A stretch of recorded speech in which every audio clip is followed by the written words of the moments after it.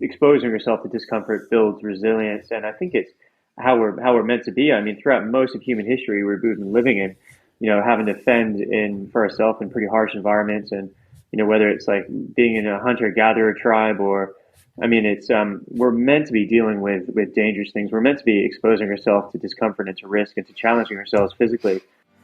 On today's show, I am joined by IFMJA Mountain guide Tom Grant. Tom specialises in steep skiing. He's a climber and an alpinist, and he's done a whole bunch of cool shit, basically. He's skied tons of steep lines around Chamonix Mont Blanc, where he currently lives. He's summited and skied Denali. He's got technical first descents in Baffin Island, BC, Norway, Alaska, New Zealand, and he's also part of the team who skied 2,000 metre Caroline Face on Mount Cook, which is one of the world's largest previously unskied lines. He was my mountain guide earlier this year, and I instantly got the kind of impression of his mindset being very calm, very focused, and very purposeful. So I wanted him to come on the show and kind of explore where that comes from and how you can apply it to your training, your life, and your business too, because the lessons and the principles he talk about here really easily do extrapolate out to other areas of life. We discuss his recent injury, which is what you'll hear about in the first few minutes. It's pretty intense, and the right amount of discomfort and uncertainty and how to tolerate that and balance them with their opposites too, to create the optimal way of living, coming back from this massive injury like I just mentioned, and then creating structure and predictability, and how to thrive in uncertain environments, and also first principle based thinking. It's a great show. I loved it. It's a great show, even if I do say so myself. I loved recording it, and I hope you enjoy it too. So dude, in the weirdest way ever, welcome to the show, because we've already been having a conversation for 5 minutes. So welcome. Cheers. I think I'll start out with the thing that is the newest since we actually saw each other in person. Talk to me about the injury, and talk to me about like how that happened. So, had a pretty bad paragliding crash back 3 months ago. It's coming up to 3 months. And yeah, I started paragliding a year before. So relative beginner. It had about 50 flights under my belt, so it was very new to it. And misjudged some conditions on the landing. And yeah, made a few mistakes about probably shouldn't have taken off in those conditions, but we had to change the plan. Things were getting a bit later in the day, so the wind on the landing had picked up, and ended up crashing in a dry riverbed into some rocks, probably like 50 kilometers an hour, and smashed one side of my body pretty hard.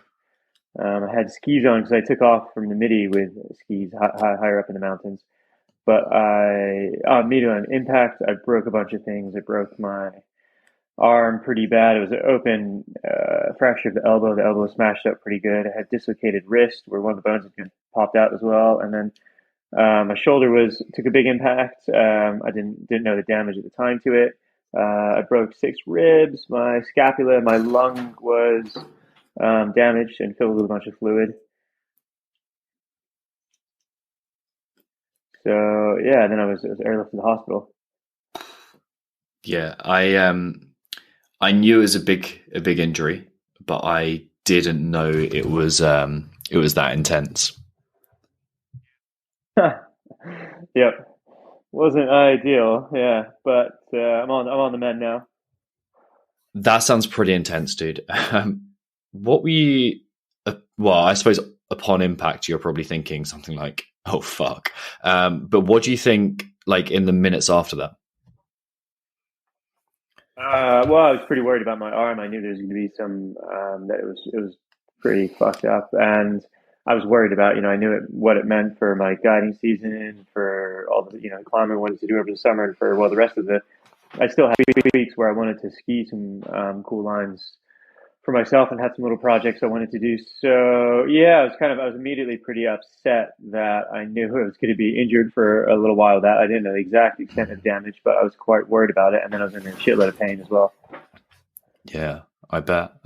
It's so tough because it's obviously not only your pastime. It'd be very different if I was being guided by you, for example, and I fucked up my ACL or had like a similar crash, or similar experience. And then it was like, okay, I can still survive and do my job and care for my clients, but like when your whole livelihood's on the line too, that must be a pretty intense discussion in your own mind. Yeah. Yeah, exactly. Yeah. Yeah. So yeah, for sure. Go on. Sorry, I interrupted you there.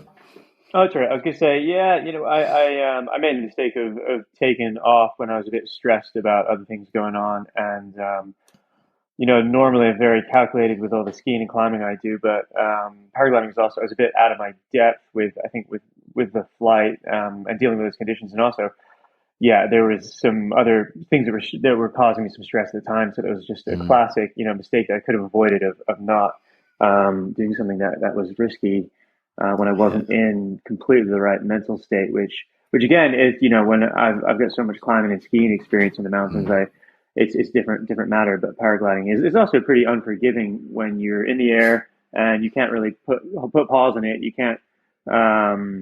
A lot of mountain sports like alpinism, climbing, you're attached to something. You can pause it, think about what your next move is. But with the flying, there isn't that option. Yeah. What have you learned from it? I know it's still kind of early days, and like you said, you're 4 weeks out after surgery. But like, is there anything you're like, that is something that I'm going to continue to apply to the rest of my life, and whether it's guiding or whether it's alpinism or whatever it is, like, is there anything you're going to extract from that and use it as a principle? Yeah, just making sure that, again, that when I'm, doing something that is a bit at my limit, where there's a lot of risk involved, that I'm in completely the right headspace. And if I'm not happy with that, just, even if it means the day is going to I feel like the day would be wasted or whatever, that's not important at all in the grand scheme of things, just to not, just to postpone whatever I'm doing, or pack up and go home for the day, maybe, rather than push something when I wasn't completely in the right headspace. It's like any accident is a combination of things where, maybe I was unlucky with the conditions, but I made some mistakes that could have been avoided as well. Yeah. And obviously that's so easy to say from the safety of your apartment or wherever you are right now. Yeah. And then like that feeling where it's like, you get the stoke running through your veins and you're like, oh man, this could be a great day, or even I just need to clear my head and get out of this and do something I actually enjoy. Like that's when it gets tough, right? Yes. And it's a fine line between, if you're, if you do need to clear your head and do something you enjoy, between doing something that just have to really dial in where the risk factor is, and then be very consciously aware of how much risk you're taking versus, how you're feeling, how your mental state is at the moment. Yeah, I got you. So one of the things the way that we met was introduction through actually previous guest in the podcast, Simon Jeffries, and then I was lucky enough to be guided by you. So only last winter, yeah. And like one of the things that I immediately noticed was your calm and your decision making, and obviously that comes from like familiarity in the mountains and spending time there, and your competence there. It's like it allows you to see things more clearly.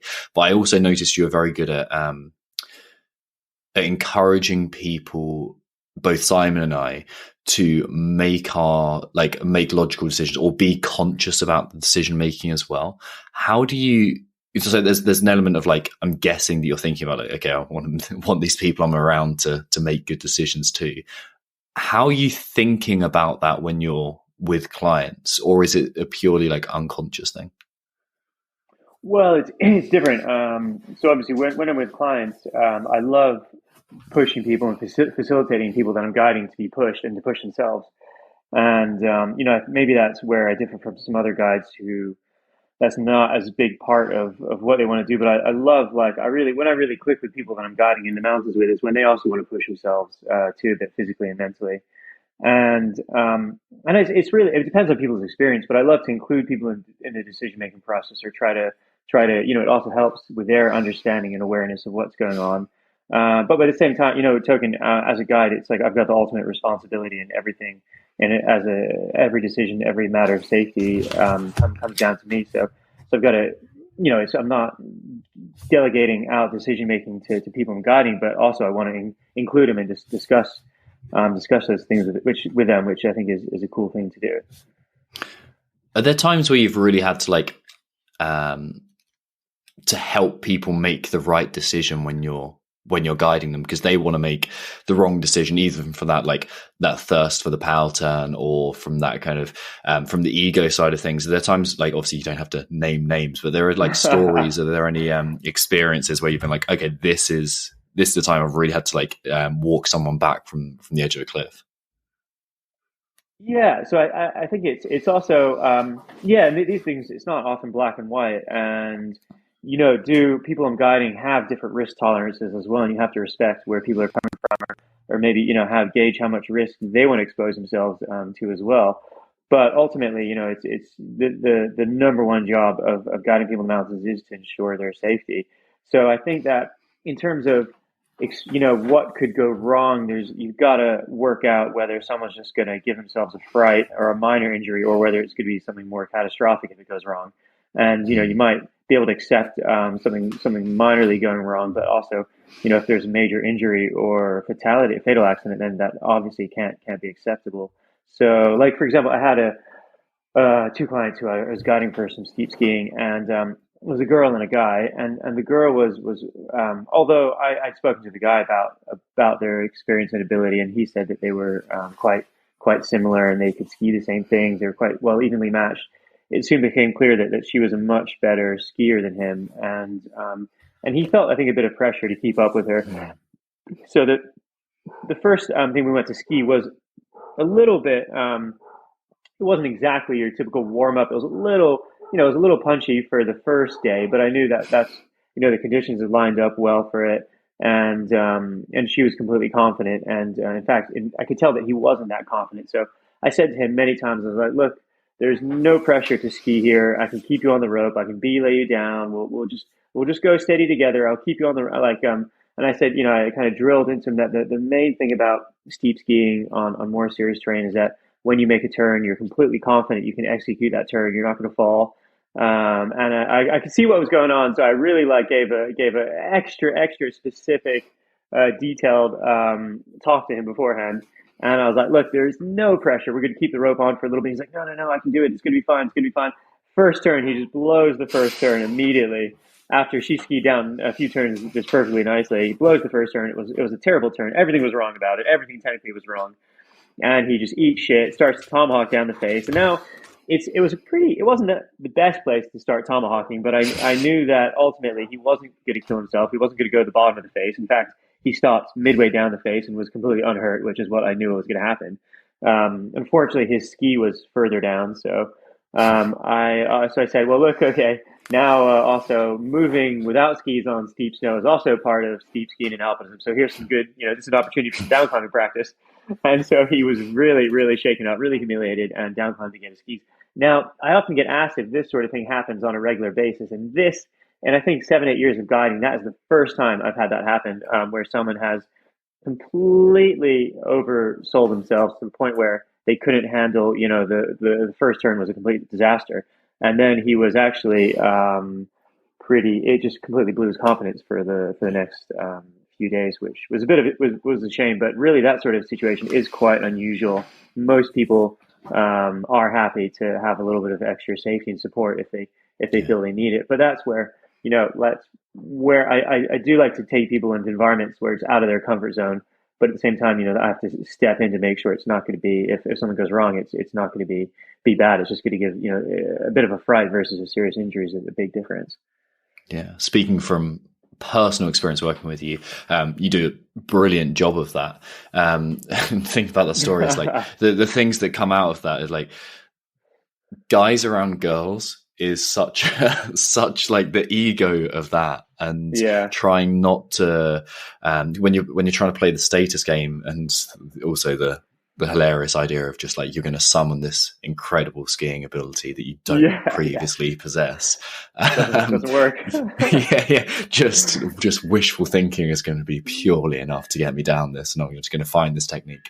Are there like first principles of decision making that you go through? Do you have any okay, I'm standing at top of a couloir, or I'm doing something, or in climbing or whatever it is, do you have like processes and protocols that you're thinking, okay, this is stage one, this is stage two? Like, how do you think about keeping people safe and maximizing their experience too. Because like I was speaking about this with Nikolai Shermer the other day, and it's like part of what we want is that thrill, is that adventure, is the flirtation with danger, and obviously that people want to be, like you're saying, pushed to their limits.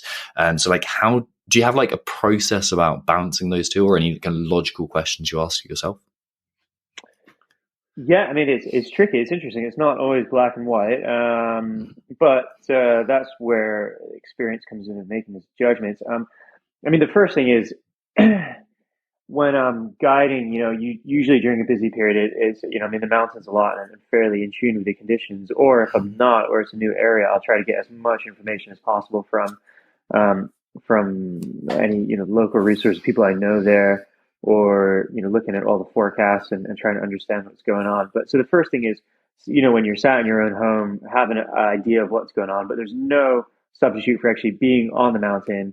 As soon as you're taking the lift up, you're skinning up, you're having a look around, just taking as much information as possible, and then applying that to, what sort of terrain you're going to ski. And the terrain you're going to ski is dictated by a lot of different factors, from the avalanche conditions to the ability of the group.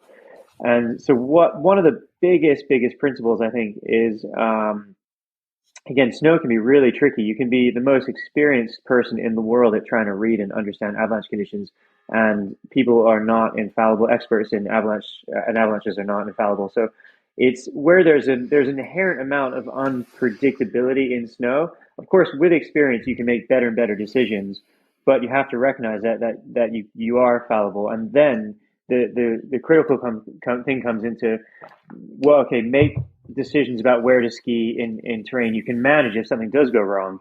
And if you're skiing, the more extreme side of things, which is unusual when I'm guiding, but more when I'm skiing with skiing steeper lines on my own, is where, okay, if something goes wrong, if there is an avalanche here, it's probably going to be fatal because the terrain is so steep and serious.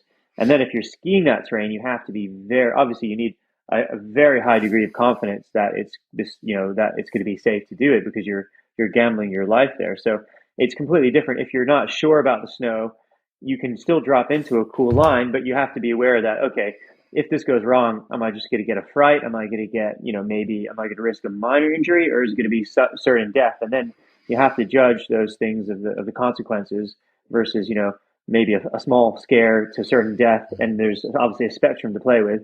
And then you have to judge, what you're doing according to how confident you feel in those respects. Does that make sense?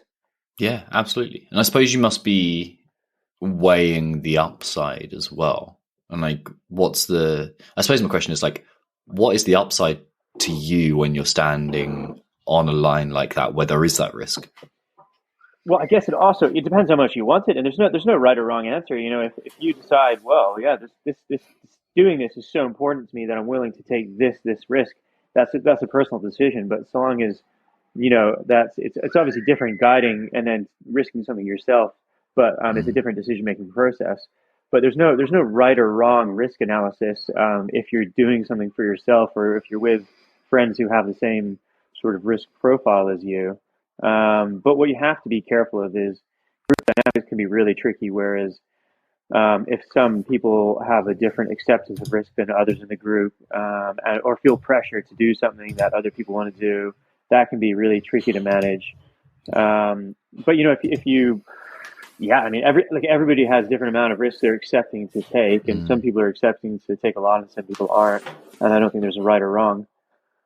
Yeah. How do you I imagine when there's team dynamics, and that I've been kind of lucky enough to do a fair amount of backcountry stuff with a fair amount of people, and there's always been like most of the people most of the time been a similar-ish amount of had a similar amount of risk tolerance to me ish. Like obviously there's variation within that, but like usually similar age guys with similar kind of like risk tolerances and kind of status games being played, and hopefully very few status games. But like when you've got that dynamic or kind of variation between team members or group members, like how do you negotiate that? Yeah, good question. I guess it depends on depends on what you're doing. I mean, if you're doing something that really is a serious objective and you're really pushing yourself, ideally you all got to be on the same page. Um, or if you're not, just dial down the seriousness of what you're doing. If there's going to be a problem with that. When, guiding, it's just about managing people's expectations, pushing them, but keeping them safe. Trying to, trying to make people, I like to make people feel good about themselves too, and not try to tear people down, to like the point of it should be to try to, okay, maybe someone sometimes needs a bit of an ego check to see where they are and just be a bit realistic with them. But then again, it's like everybody, I don't know, going on the mountains and when I guide people, I hope that usually at the end of the day, they feel good about themselves. I don't want to just tear them down either and scare them. Mm-hmm. Definitely. No, I get where you're coming from. You do a fantastic job of that as well. And it's like, I finish every day thinking like, I'm going to go out and shred some more and like, but also exhausted too. That's what you want, right? I wanted to come back to the injury in your process out. Is that the most serious injury you've had? Yes, it is. Yeah, I tore my ACL skiing as well, but this was more like intense trauma, whereas I was in the hospital for I was in the hospital for 11 days in the end, and wow.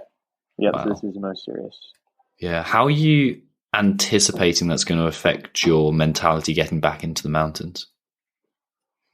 Well, it's been a humbling experience in some ways, but I hope I will come back stronger and more, smarter in terms of how I prepare and train as well, because I always have now I've got a lot of time to think, to train, to reflect on how I could improve the way I operate.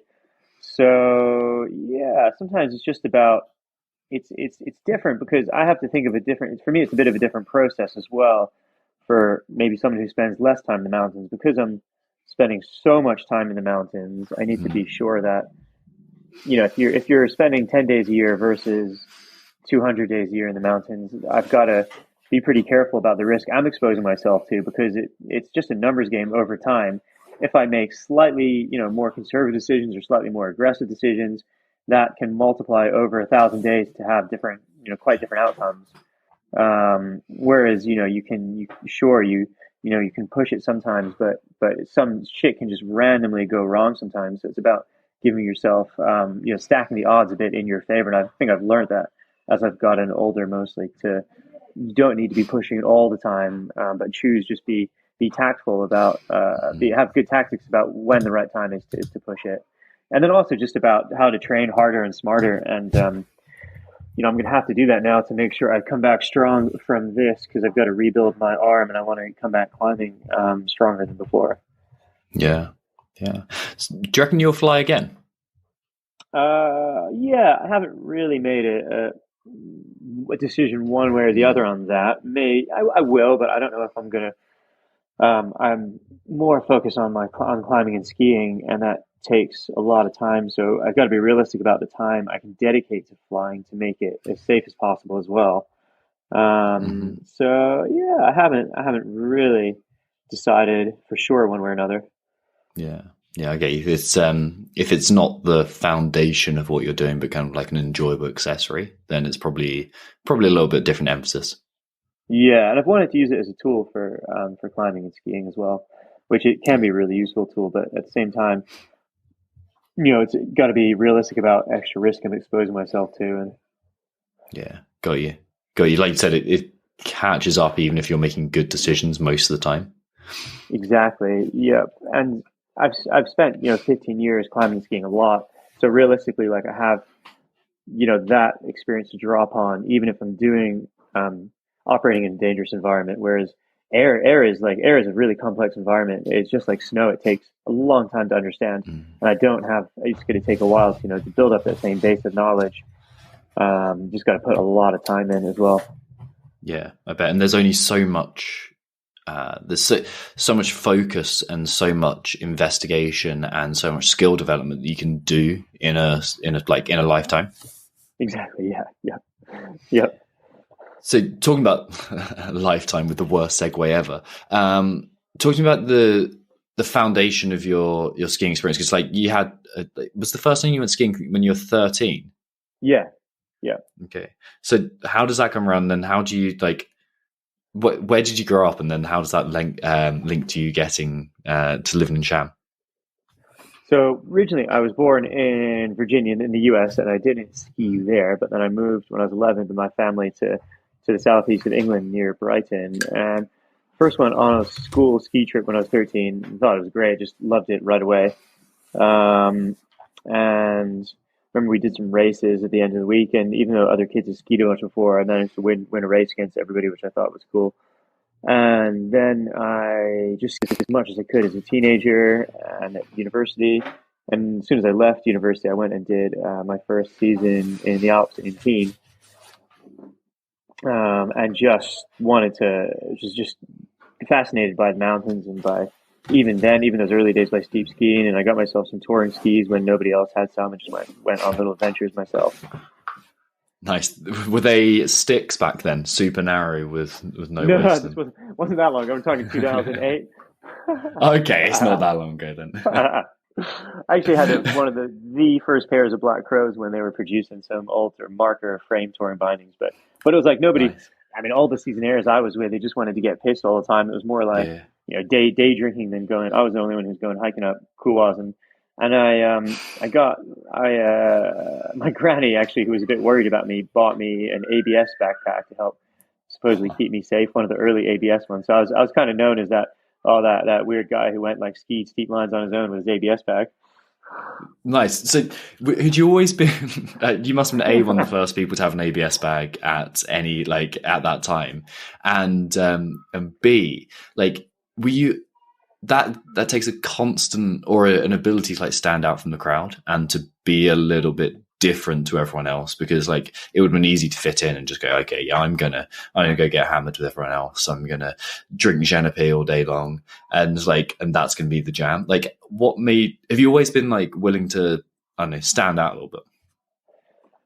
Yeah, I think so. And I was always maybe had that individualistic side, because actually I grew up mostly playing football until about age 20. Football is my main sport, along with cross country and track.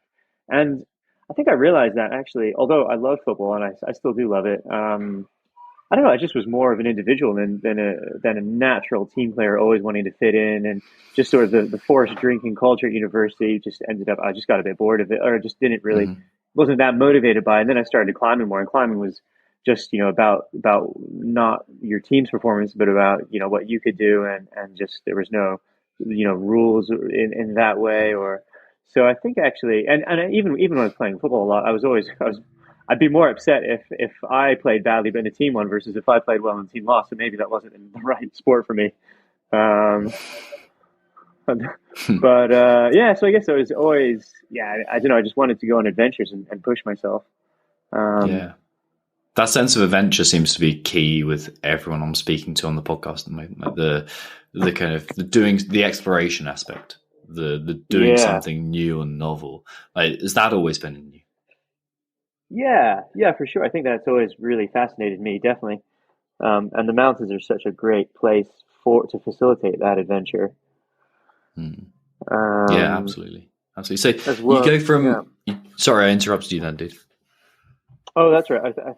And just being in. I think that's with mountain sports. You're in such a complex and rich environment that getting into that flow state as well as I think it's a great place to that facilitates that, because it's such a. Compared to everyday life, it's such an intense, high consequence and complicated environment. I think it's such a cool place to just like to have such a rich experience in. Absolutely. So that's obviously like thrilling and engaging, that process. I'm guessing when you're in teen and when you are like kind of finding your way into the steep skiing way of life, there's this conversation of like, do I go and make my whole life about this, or do I do the real job thing and the real life and go down like the conventional route and then try and get out to this as much as possible? What made you choose the first option where you made your whole life about it? Yeah. So it didn't happen right away. It wasn't conscious decision right away. At the time when I was in teen, I figured that was going to be a season, and then I'd look at career options afterwards. Mm. But I was looking at careers in international development. So I did a geography degree. I spent some time doing some projects and some volunteer work in Africa, or joining the military, or I actually applied to MI5 and MI6 to be a spy, and that was about. So those were. I wanted a job that was adventurous, basically, but I You're think just in very at the deep time. cover now, right? Yeah, exactly. I realized that to get a cool job in one of those fields, it was going to require a lot of um, a lot of dedication and passion. And actually, I was just much more passionate about climbing and skiing, which I was spent most of my time doing at the time. So I think those passions were bigger than anything else. So it was just natural that after the winter season in teen, I spent the summer climbing in around Chamonix and just met different people, had adventures with people I'd only just met, and climbed a bunch of big routes. And it was cool just to really get stuck into it and have some epics and have things go wrong, and then have things get to the top of some cool mountains. Then I realized I should live in Chamonix. That it was just where it had to be. And then pretty soon after that, some people like motivated climbers I was climbing with started talking about that they wanted to do the guide scheme and become a guide. So I thought, oh well, what's this about becoming a guide, and how could I make a living from it? Just a quick favour to ask, my friends. If you could head to wherever you listen to this podcast and leave a very kind review, that will not only help my ego virtually explode, but it will help people just like you find the podcast too, and hopefully help them to their next level. That's what that offers is not a clear career path, though. If you think about, I don't know, military, like that's a perfect example of what you're talking about there. It's like you have the clear ranks and you have clear criteria to meet to progress through the ranks, as well as a bit of politics, but you have like objectives to meet. Whereas in the guiding world, I'm going to guess there's not, I'm sure there's there are qualifications and there's that, but it seems a bit more kind of nebulous, a bit more find your own way. Yeah, exactly. And that's got its pros. Definitely, it can be harder to have a lack of structure, but it's pretty open ended, so you can kind of do what you want. So at first I was thinking, oh, maybe it's not going to be very interesting. Maybe I'll just, I don't want to just ski easy stuff with bad skiers all the time, or go walk up the same boring mountains. Then I realized actually it's kind of whatever you want to make of it. And if you're not, I think with guiding, if you're not enjoying it, or you're not finding it challenging, then it's just due to a lack of imagination or lack of drive to, like, there's so many things you can do with it, and so many cool opportunities if you can go after them. But I think in terms of starting the guide program and progressing through the guide program, it is actually did give me a sense of structure and a sense of very specific things to work towards, which was great at the time. And I did really enjoy that whole process, because it was, first of all, okay, to get accepted onto the program, you have to be climbing at this level. You have to do these things, ski, do these ski tours, climb a certain number of mountains, or climb a certain number of routes at this grade, rock climbs, ice climbs, climbs in Scotland in winter. And that gave me, like, actually kind of a focus and a structure, and then progressing through the program as well. And then it's afterwards really where you're on your own. It's like, okay, what do I want to do with this now? This is my job, but what sort of avenues do I go down with it, and what sort of work do I want? That's when it's a bit more open ended. Mm. And then how do you provide that structure for yourself? I'm guessing it's an ongoing challenge. Like Yeah, speaking to someone who's already is also kind of self-employed, running my own business, and like you yeah, have to create that structure. Like exactly. how do you do that for yourself? I guess it's just constantly wanting, we all want to have a feeling of progression, whatever we're doing, just, in different aspects of life. I think it's important to feel like you're progressing. So, whether it's, making sure that I'm challenging myself the right amount, but at the same time, not burning out. So, I want to, whether it's, what motivates me is to go to really interesting places that I've not been before. And also just feel like I'm constantly progressing at what I'm doing. So it's about, balancing, maybe working with, say, I've got a lot of really good skiers I guide who really want to ski, pretty exciting lines and have one-to-one coaching, which I love. But if I did that every single day as well, it would just be a bit too tiring. And the same with, going to a new place where I have to research, I have to do the background, I have to make sure that I've done my homework, as opposed to guiding somewhere that I know the back of my hand. It's a different process, and I think it's important to incorporate both, because if too much of one, it's going to be boring. Too much of the other, I'm going to burn myself out. So it's just, thinking about, okay, where do I want to go next year? What are my goals going to be? I need to, how am I going to progress in my skills and my experiences, and what could be a cool place to guide where I'm going to learn new things and challenge myself. Nice. It's a really nice balance of the known and the unknown, by the sound of it. Yeah. Like you're kind of you're staying within that predictable realm for 50% of the time, but then dancing into that kind of the more threatening side of things. And I suppose that's the thing that draws you to, I don't know, paragliding, or it's the thing that draws you towards the riskier lines, is that experience of something novel. Exactly. Yeah, that's it for sure. Yeah, where you find the flow. When you think back to your vast experiences and like every trip that you've had, like what are the ones that stand out to you? I think one of the most successful trips, I've had 2 trips to New Zealand where I've skied a bunch of first descents, and the biggest first descent I've skied was the Caroline Face on Mount Cook, where it was one of the world's biggest unskied lines down a really complicated face that was nearly 2,000 meters in vertical, and pretty well-known objective. So we just, sometimes everything comes together in terms of weather conditions, the team, the dynamic, that everybody's on the same page and everyone wants to go for it. And all those things have to fall into place. And it really works out, that trip, that we got so lucky with a strong team. We're all motivated. The conditions lined up. We had, we did our homework, and then we just committed to it and went there and did it. But it's hard. It's, at the time you're like, oh, that was really cool, but what's next? And then looking back, you're like, ooh, that was pretty special. These things don't line up all the time like that. Yeah.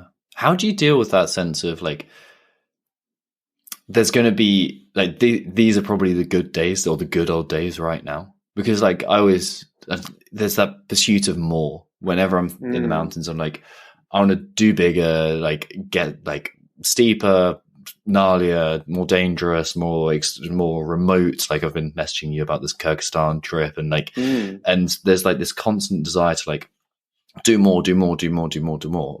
And this translates really nicely to business as well, for people who are listening from the business side of things. That's like, I want to build bigger revenue, bigger team, whatever it is for you, more freedom. But there's like this pursuit of more can also be just like, for what? Like, what's the end goal of this? Exactly. Like, how do you think about that? Yeah, it's an interesting question. It's important to. I realize that sometimes some of that can be a bit of a dead end that you got to be careful of, because I realized if I kept on pushing it and doing more and more and more all the time, compared to even, because I was skiing a lot of big lines, that it would just lead to more risk, and a lot of the best ski mountaineers in the world are unfortunately dead, and so you got to be realistic about it. It's kind of like, okay, do I want to keep pushing more and more? And it's I think probably not in some areas, but it's that sense of just making sure that you're still progressing and looking at it holistically, like in terms of your judgment and skills and other areas of life. It's and I realized, well, maybe I don't have to keep on skiing bigger, gnarlier lines my whole life, but I could go to areas where I'm having a completely different experience, like that are really culturally different, or somewhere super remote, or just with a different, interesting team, or where I'm taking clients to somewhere that's really completely different from where I would normally go. So challenging myself in different ways, but not necessarily exposing myself to more risk, but just being open to different, enriching experiences. Nice. So it's a different kind of novelty. Yeah. I think, I don't ever want to just get complacent and spend too long in my comfort zone. I don't, that wouldn't, I want to avoid that, but I want to keep pushing myself and make sure that I am doing stuff outside my comfort zone. But it's also, Yeah, it's hard to sometimes put your finger on it, isn't it? But I think you kind of know as an individual where that, because that's going to be a different point within everyone.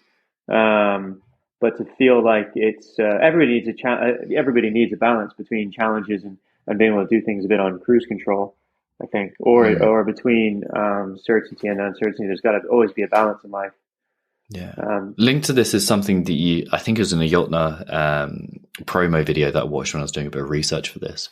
You were talking about life being, or modern life being, so comfortable in so many ways. We have this, like, we have our aircon, or we have our, like, a perfect heating, we have Wi-Fi, we have calls like this, we have hospitals that thankfully take care of us, and like all these kind of things are very comfortable in a day-to-day life. But the value of being in the mountains is that you do something difficult. Do you mind, like, sharing a bit more about that?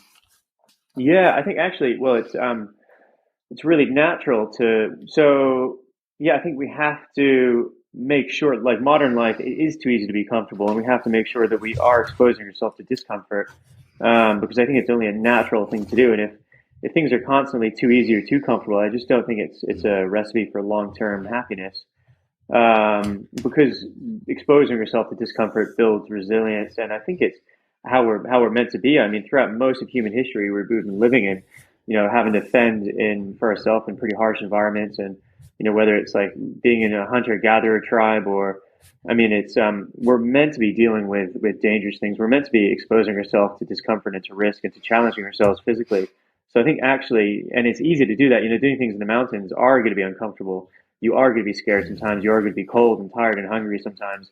It's just part of the game, and it's almost impossible to avoid when you start when you start doing bigger climbing and skiing objectives. So I think it's important to make sure that we do have that as part of our lives, and that builds resiliency. And I think it's just a recipe to be happier, because it's how we're programmed to be living, not just when things are too easy. I just don't think it's a recipe for human happiness.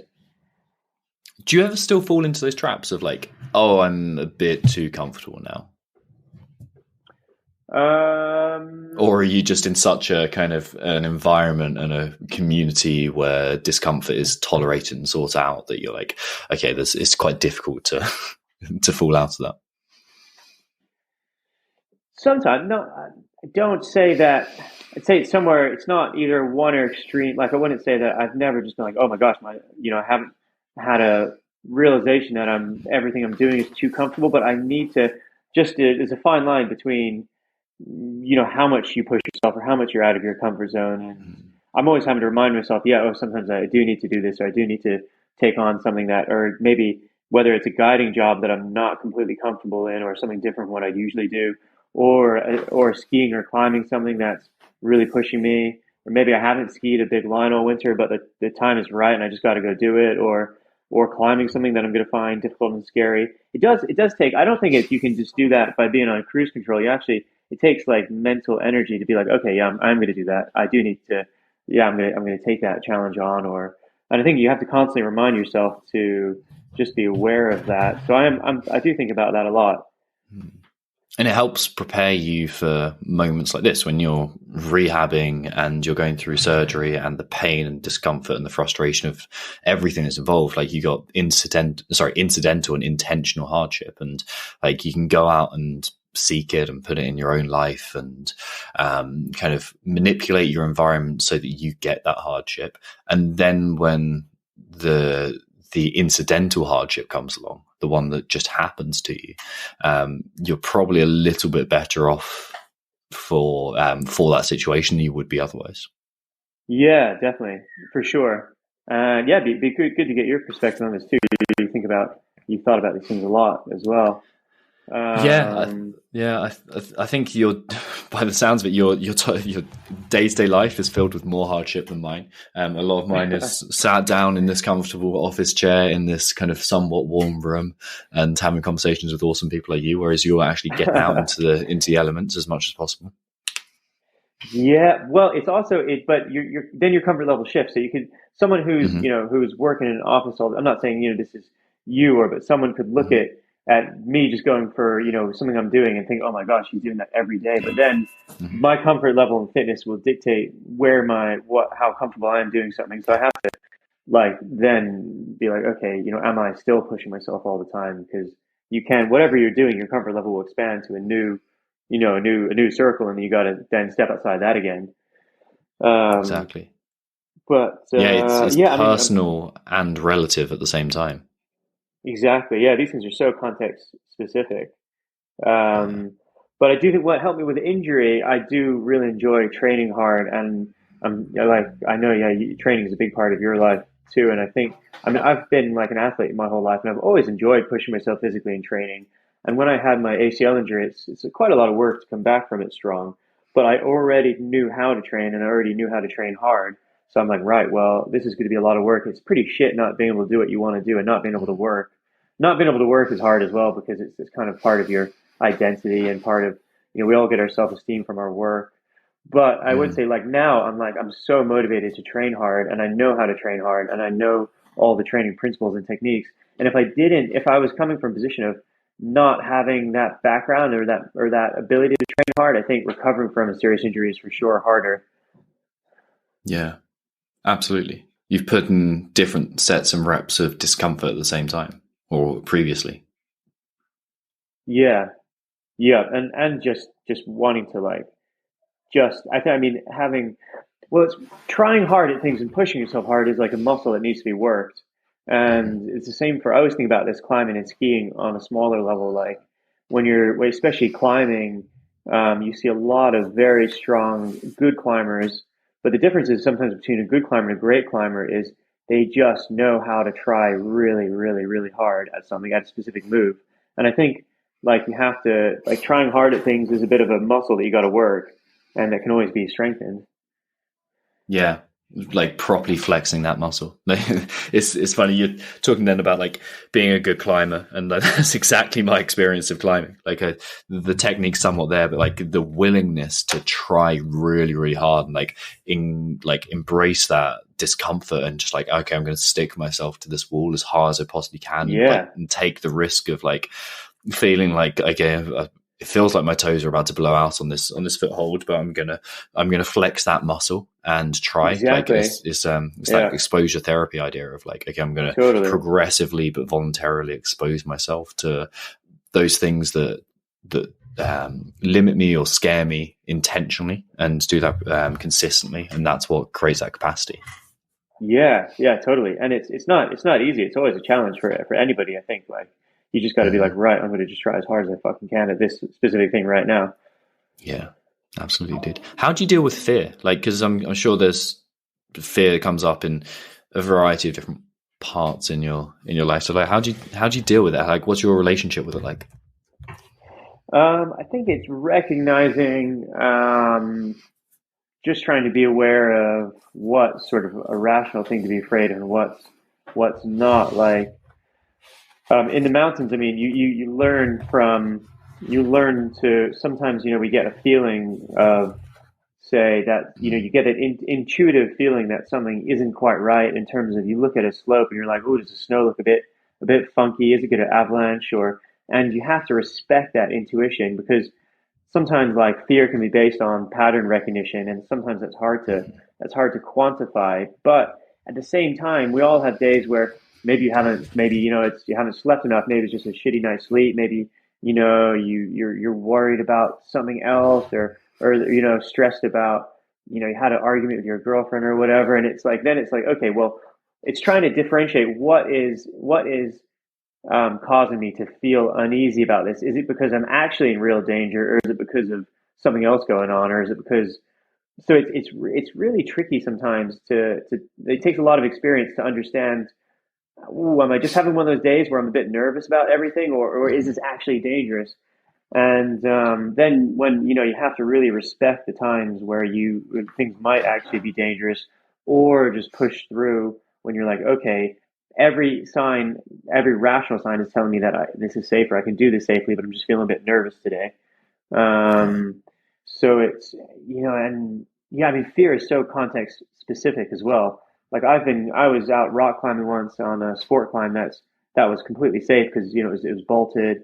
You might fall off, but you're never going to hurt yourself. And I was with a couple wingsuiters who were really good wingsuiters, and the guy I was belaying wasn't a very experienced climber, but he was a really good wingsuiter, and he started to really get scared and shit his pants about a meter and a half above a bolt. And I was thinking, God, like you like do these crazy wingsuit descents and proximity flying, and you're scared above a bolt. I mean, it made no rational sense, but fear is like so based on the context and how like you're saying, that systematic desensitization to what you're doing. So yeah, but at the same time, I mean, if you're going out and every time you're scared, every time you're doing something, you're scared of what you're doing, then something's a bit off balance and isn't quite right either. Yeah. I really like that differentiation because you're calling bullshit on yourself at the same time as being compassionate to yourself around and trusting the intuition part. There's this idea of neuroception that your body is, your nervous system is picking up patterns of threat that you can't consciously be aware of. And that could be, the subtle things that the patterns that your body has learned to recognize, but consciously you haven't yet, or it may have sensed the different, I don't know, air temperature, something like that, and it's last time this happened, this thing happened, but you haven't consciously picked up on that. So I like the fact you're again doing that but calling bullshit on yourself at the same time. Totally. Yeah, it's really interesting going through that process with yourself. Yeah, definitely, man. It's it feels like the mountains are the perfect vehicle to develop yourself in as well. It's humans need a difficult environment to thrive in. Yeah, no, I think so. I think that's quite a natural thing to expose yourself to. Yeah. So, man, I could chat to you all day. I genuinely could, and I'm looking forward to hopefully seeing you again at some point this season coming up. Where can people find out more about your guiding, follow you on social media, and get in touch with you if they want to experience some pushing to their extremes and pushing their levels whilst being safe and in trusted hands at the same time? Yeah, no, thanks, Tom. It's been great to chat to you. Really enjoyed it. So you can check out my website is www.tomgrant.guide, and my Instagram handle is @Tom_Grant. Perfect. Yeah, and so anyone can get in touch with me through those ways. Yeah, no, it's been great to chat to you. Absolutely, man. And thank you for an awesome episode. And I can't recommend everyone gets involved with you as I can't recommend that highly enough. Thanks. Yeah, I really appreciate it.